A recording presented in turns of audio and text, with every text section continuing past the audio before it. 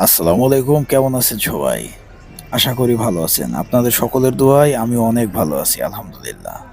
Malaysia থেকে বৈধ চ্যানেলে টাকা পাঠানোর জন্যে ব্যাংকগুলাতে প্রবাসীদের উপচে পড়া ভিড়। অথচ প্রবাসীরা এখনো সেই অবহেলাতেই আছে। আমার অনেক সহকর্মী আছে যারা পাসপোর্টের অভাবে ভিসা লাগাইতে পারতেছে না, অবৈধ হয়ে যাইতেছে।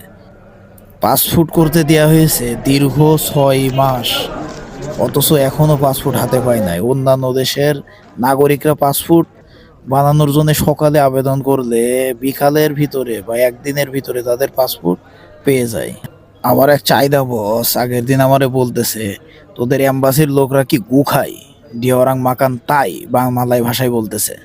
ডক্টর পিনাকি ভট্টাচার্যকে অনুরোধ করব, স্যার মালয়েশিয়ার প্রবাসীদের সমস্যাগুলো নিয়ে কথা বলেন আর যারা জড়িত তাদেরকে জয় বাংলা করে দেন।